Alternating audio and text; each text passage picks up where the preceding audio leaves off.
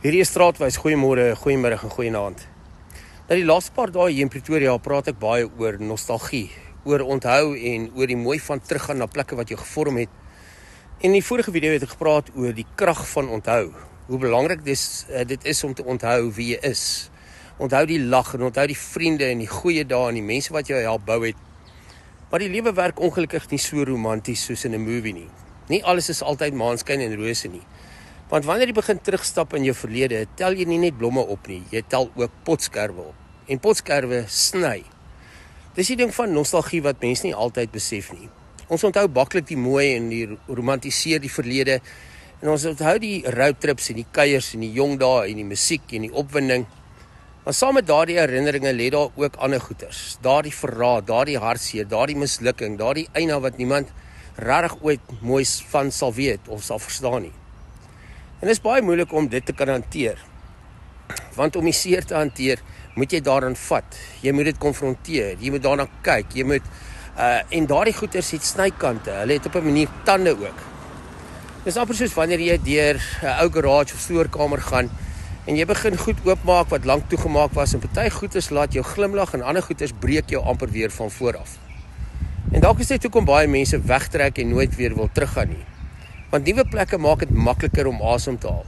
Op nuwe plekke ken mense nie jou stories nie. Hulle ken nie jou foute nie. Hulle ken nie jou seer nie.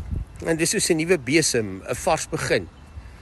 En eerlikwaar, soms is dit nodig. Soms het 'n mens nuwe ruimtes nodig om weer asem te kry.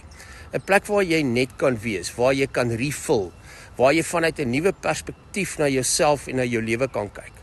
En selfs Jesus het weggetrek na stil plekke toe, na berge en woestyne en stiltes. Want genesing het soms afstand nodig. Maar al trek jy hoe ver, jy kan nie van jou binneste af wegvlug nie. Jy kan nie jou verlede ontsnap nie. Want uiteindelik vat jy jouself oral saam waar jy heen gaan. En ware groei is nie net om weg te kom van die pyn af nie. Ware groei is wanneer jy eendag weer kan teruggaan na die Pretorias van jou lewe toe. En nie meer vernietig word deur dit alles nie. Wanneer jy weer net kan wees, weer kan kyk, weer kan onthou, weer kan optel wat gebreek is, miskien selfs ook 'n bietjie regmaak waar dit moontlik is. Nie omdat die plek verander het nie, maar omdat jy verander het. En dis belangrik om te verstaan, want die mense van jou verlede groei nie altyd saam met jou op dieselfde pad nie. Die Pretorias van jou lewe bly baie keer net waar hulle is. Party mense bly dieselfde, party verhoudings bly toksies en party plekke bly gebroke.